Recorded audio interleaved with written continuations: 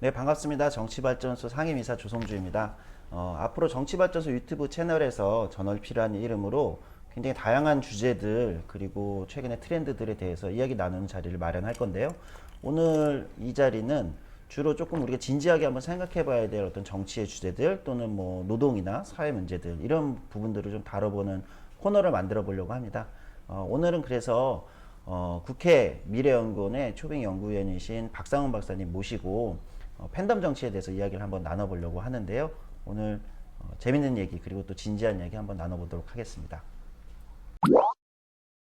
네, 반갑습니다.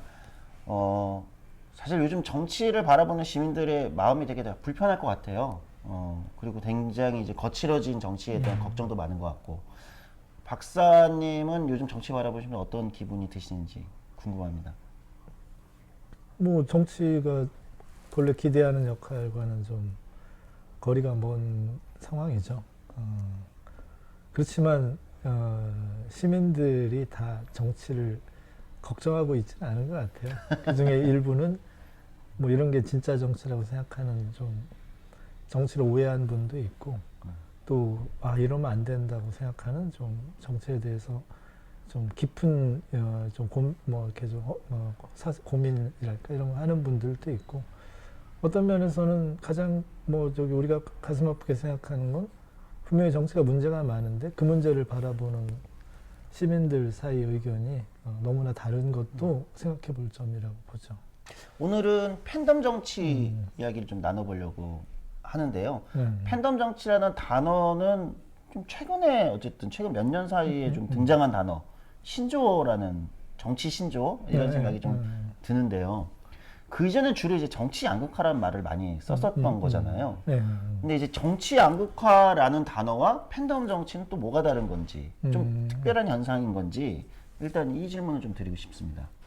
글쎄, 저도 궁금해서 한번 언론 검색을 한번 해봤어요. 그랬더니 뭐 팬덤이란 말은 오래전부터 썼죠. 연예인이나 그렇죠. 뭐 아이돌 스포츠계에서. 뭐 이런 데서. 예. 근데 팬덤을 정치에 적용해서 팬덤 정치란 말은 언론에서 처음 쓴 건 2012년이더라고요. 아마 정치 양극화가 그때 아주 격렬했던 뭐 시기니까 비슷한 시기에 누군가는 이걸 약간 팬덤 정치 비슷하다고 본 것 같아요. 하지만 제 관점에서는 그때부터 팬덤 정치라고 볼 수는 없고 그때는 팬덤 정치로 나빠질 수 있는 요소가 등장하긴 했지만 아마 팬덤 정치는 최근 현상이라고 저는 볼 때 그 현상을 좀 이해하고 좀 우리가 어떤 변화가 필요한지를 좀 이렇게 말할 수 있지 않을까. 뭐 대중들이 뭐 이렇게 열광하고 하는 걸 모든 걸 다 팬덤이라고 말하면 사실 그건 정치의 한 대중 정치의 한 요소이기 때문에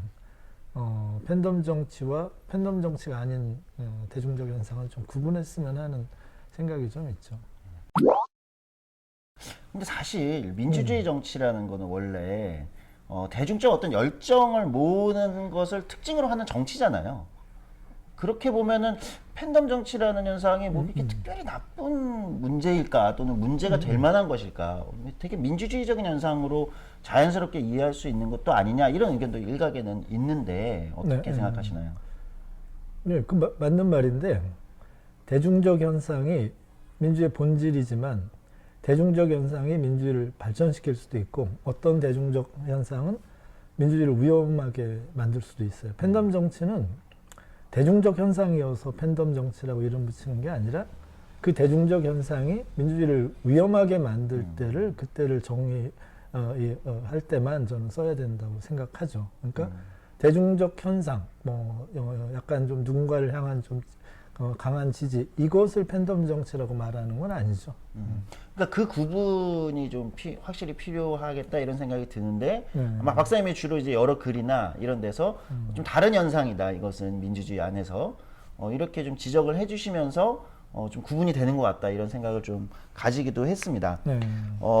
그럼 이제 팬덤 정치가 그러면은 민주주의 안에서 어떤 그 자연스럽게 일어날 수 있는 대중적 현상 중 하나지만 민주주의를 발전시키는 건 아니다 이렇게 지적을 하셨는데 어떤 문제들이 있길래 좀 민주주의 발전에 좀 위험하다 이렇게 보시는 건지 좀 궁금합니다. 뭐 일단 가장 큰 건 팬덤 정치에 영향을 받는다 또는 팬덤 정치의 한 요소로 참여한다 하는 시민들의 관점에서 보면 자신과 생각이 다른 동료 시민들을 고통스럽게 하는 대중행동이기 때문에 문제가 있는 게 하나 있고, 다른 한편에서는 정치를 하는 사람의 관점에서는 그가 하는 행동은 일종의 시민 스스로에서 해결할 수 없는 어떤 문제를 공적 의제로 삼아서 시민들 사이에 의견이 다르고 이해관계가 다르다 하더라도 그들 사이의 관점의 차이나 이해관계의 차이를 양립하고 공존하게 하는 게 정치가의 역할인데, 공존하지 못하게 하는 것 또는 그들 사이의 갈등을 악용해서 정치를 하기 때문에 그게 문제라는 거죠. 그러니까 정치에도 일반적으로 경쟁이 있고 대중적 현상에도 뭐 다 좋아하는 게 아니라 어떤 정당이나 어떤 정치가를 좋아할 수는 있는데 이것까지는 문제가 없는데, 그것이 다른 의견이 다른 사람들을 이용해서 권력을 또는 영향력을 잡거나 또는 내 의견만을 강조하면서 다른 사람들의 마음이나 의견에 상처를 주거나 하는 것이 지나쳐서 전체적인 민주주의에 대한 기대가 나쁜 방향으로 작용할 때, 그때를 저는 팬덤 정치라고 불러야 이제 우리가 개선책을 말할 수 있다고 보죠. 사실은 아까 이제 팬덤 정치가 최근 년에 일어난 현상이다 또는 그렇게 규정할 수 있다 이렇게 보셨는데, 저는 기억을 되감아 보면 2012년도에 박근혜 대통령이 이제 출연했을 때, 당선됐을 때 굉장히 열성적인 어떤 팬덤이 존재하고, 열성적 지지자들의 팬덤이 존재하고, 또 국회나 이런 데를 좀 이렇게 멀리하고 이게 거리에 서명운동에 직접 참여한 대통령이기도 했잖아요. 저는 이제 굉장히 충격적인 어떤 장면으로 기억을 하는데, 그럼 열성적 지지자들과 또는 국회나 정당 밖에서 예를 들면 이제 청와대 안에서 이렇게 이제 그 의회를 공격하는, 이것이 이제 저는 팬덤 정치의 원형 같은 거 아닌가 이렇게 잘 생각하기도 했거든요. 근데 오히려 그거보다는 2012년보다 훨씬 더 최근에 일어난 현상이라고 보시는 것 같아요. 그 차이가 뭘까요? 박근혜 대통령 팬덤 정치의 원형이라고 볼 수 있는 거 아닐까요? 그 연장에 있는 건 분명한데 한번 이렇게 구분을 했으면 좋겠어요. 그러니까 민주화가 지금 35년째 되고 있는데 저는 한 세 개 정도의 시기 구분이 좀 필요하다고 봐요. 한 시기는 옛날 말로 하면 이른바 삼김이 집권을 했던 시기니까 아마 한 2002년도까지 김대중 때까지. 그리고 뭐 노무현 대통령은 좀 전환기 같아요. 전환기여서 노무현 대통령의 일부는 앞선 삼김 시대의 연장인 측면도 있고, 일부는 그로부터 달라진 측면이 있는데, 확실한 일기를 끝내준 거는 전 이명박 대통령 같아요. 그럼 요 차이는 뭐냐면, 삼김은 전 중요한 그 현상이라고 봐요. 그건 뭐냐면 군부권위주의 때 야당의 역할을 했어요. 그 삼김이 야당의 역할을 했기 때문에 저는 한국의 민주화가 그래도 중남미나 또는 우리가 지금 보는 뭐 북아프리카나 서남아시아보다는 그래도 덜 폭력적이 되게 했다고 봐요.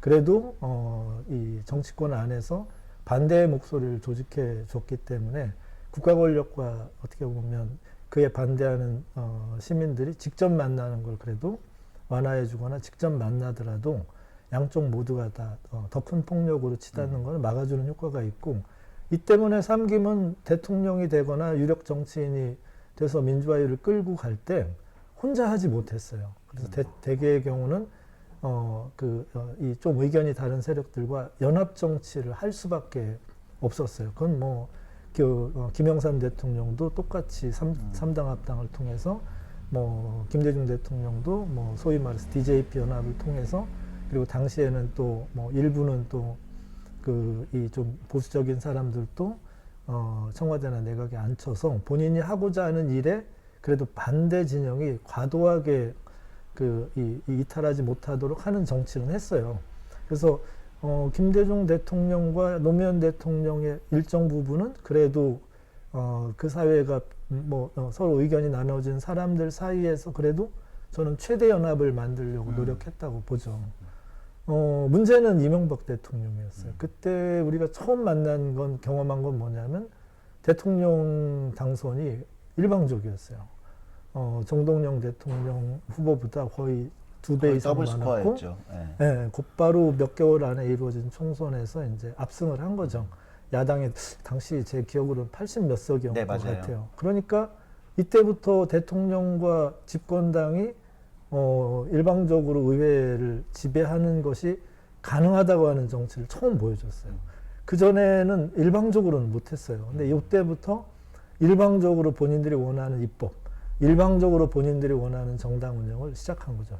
이게 컸는데, 그래도 이때는 막았어요. 그래도 촛불 집회를 통해서는 이걸 막았는데, 그래도 이 경향은 계속됐고, 그 다음에 박근혜 대통령은 소위 말해서 진박 또는 친박 공천을 통해서 그 전에 삼김 대통령들은 행정부의 수반으로서 대통령은 됐지만 자기 당을 맘대로 하진 못했어요. 그 당시 뭐 총재의 뭐 이 권한을 내려놔야 된다 해서 당정 분리 이런 얘기가 네, 많았죠. 당정 분리도 네. 하고 해서 그거는 3세 권력을 융합해서 하지는 못했는데 이명박 때부터는 권력이 융합돼 버린 거예요. 그래서 권력이 융합되면 이게 민주주의로부터 이탈하기 시작해요. 민주주의는 인간이 불완전하기 때문에 일방적인 권력에 자의적인 실현을 못하게 만드는 힘이거든요. 근데 이게 다시 융합이 되니까 자의적인 권력 행사들을 막 하게 된 거예요. 첫 단계는 막았지만 박근혜 대통령은 또 다른 방법으로 그 일을 하게 됐어요. 그러면 왜 박근혜 대통령은 팬덤이라고 보지 않느냐? 박근혜 대통령의 이 방법은 좀 낡은 거예요. 팬덤 정치는 새로운 겁니다.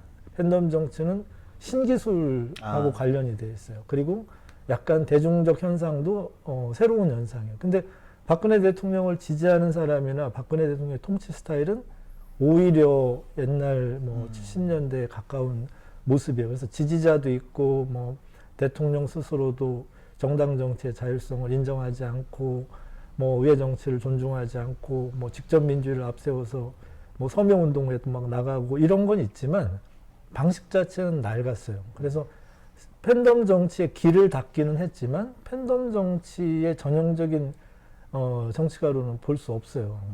근데 그 다음이 문제였어요. 그 다음이 촛불 집회를 통해서 변화를 만들고 촛불 집회는 대중들에게 이거 정치에서 원하는 걸 할 수 있다는 자신감을 갖게 했어요.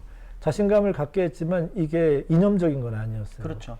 당시에는 좀 합리적인 보수 세력들도 참여하고 지지하고 또 탄핵에는 또 보수 정당 안에서도 그래도 꽤 많은 사람들이 참여하고 지지했기 때문에 가능했거든요. 그게 있었기 때문에 가능했던 거죠. 촛불 집회든 탄핵이든. 그렇죠. 예. 근데 이거를 존중하지 않으면서 사실 팬덤 정치의 길이 열리기 시작한 거예요. 그거를 존중하지 않으면서 대통령을 앞세워서 대중과 직접 소통하고 대통령을 앞세워서 뭐 정당이나 이 의회조차도 독립된 권력기관이기보다는 대통령의 의지를 받아서 실현해야 되는 또는 뭐 검찰이나 사법부조차도 대통령의 개혁 의지를 따라야 되는 것처럼 이게 이 통치 방법을 운영했기 때문에 전보다 더 어떤 면에서는 급진적이고 좀 전보다 더 자의적인 권력 행사의 길을 넘어가기 시작한 거예요. 근데 거기서 이게 기술까지 결합이 됐겠네요. 그렇죠. 예. 뭐 청와대 라이브, 국민청원, 뭐 여러 가지 형태의 새로운 대중운동을 가능하게 하게는 대중적 무기를 대중한테 손에 쥐어준 거죠. 직접 오라. 정당 거칠 필요 없다. 뭐 의회 거칠 필요 없다. 언론 기레기다. 지식인들 다 뭐 쓰잘데없다. 공론장 그런 건 다 뭐 무슨 뭐 기득권들의 판이다. 그러니 민중의 의지를 지벽하고 있는 나에게 오라 이런 것을 가능하게 했기 때문에 여기서부터 좀 이 걱정거리가 생긴 거예요. 근데 그렇지만 다만 문재인 대통령은 그래도 지금 우리가 말하는 팬덤 정치 가들에 비해서는 말이 그렇게 공격적이거나 말이 그렇게 사납거나 뭐 행태가 막 누군가에 대해서 이렇게 좀 약간 뭐라고 해야 되나 저열하거나 이러지는 않았어요. 젠틀했죠. 네, 그래서 그분 개인의 성정으로는 팬덤 정치라고는 볼 수는 없지만 팬덤 정치가 기승을 부릴 수 있는 조건은 사실 안타깝게도 그때 좀 길이 더 많이 닦인 건 있어요. 그럼 이렇게 보면 1기는 삼김이 민주화 이후 뭐 그래도 이 권위주의 때 핍박받던 사람들이 집권한 게 한 기가 끝나고 그 다음에는 3김 이후 시대는 안타깝게도 소위 경제 권력을 대표하는 이명박 대통령 때부터 이게 그 대통령의 힘으로 본인이 개혁을 하겠다고 하는 좀 과도한 확신을 갖기 시작한 거고, 이 끝이 안타깝게도 문재인 대통령이 촛불 집회를 그 혁명이라는 이름으로 본인이 독점하려고 하면서 좀 문제가 생겼어요. 여기서 그 다음이 문제가 되는 거죠. 그 다음은 이건 정치에서는 안 되는 성정, 정치에서는 안 되는 위치에 있는 사람들. 정치를 만약 이분들이 한다 그러면 이거는 거의 공안정국 비슷하게나 또는 개인의 어떤 좀 삐뚤어진 성정을 가지고 정치를 할 수 있는 상황이 확 벌어진 거예요. 저는 그걸 팬덤 정치라고 봐야 된다. 이건 분명히 어떻게 보면 정치에서 책임질 수 있는 경력을 가진 사람들도 아니고 좀 정치를 통해 성숙한 이 실천을 할 수 있는 인과관계가 없는 사람들이 어느 날 갑자기 여론과 지지자들을 앞세워서 공격적으로 의회 정치나 민주 정치를 뭐라고 해야 되나 이렇게 지 맘대로 한다고 그럴까? 이게 이제 지배하려는 어떤 그렇죠. 욕망 같은 게 노골적으로 드러나는. 민주정치가로서 민주주의에 헌신한다기보다는 민주주의도 내가 한번 지배해볼까? 정당, 의회 내가 한번 이렇게 해볼까? 대중들의 열정과 인기 내가 한번 이렇게 해볼까? 또 대중들도 이건 이 사람이 여러 가지 문제가 있는 것 상관없이 어떤 상대편에 대한 적대감으로 이 사람을 통해서 한번 우리가 뭔가 해볼까? 이거는 그전 시기랑은 좀 다른 정치라고 보고, 그때부터는 우리가 일종의 이 팬덤이라고 하는 건 파나틱이니까 네. 좀 어떻게 보면 좀 잘못된 열광으로 정치를 이끄는, 요거는 좀 새롭게 정리를 하자. 적어도 윤석열 대통령의 등장 과정부터는 한국 정치가 이 2기보다도 더 나빠진 팬덤 정치라고 우리가 불러보자. 그게 이재명 지금 민주당 당대표의 정치 방법도 또 이준석의 정치 방법도 이건 다 새로운 현상들이다. 이거는 관용하기 어렵다. 우리가 이렇게 좀 봐줘야 되잖아. 이게 제 생각이에요.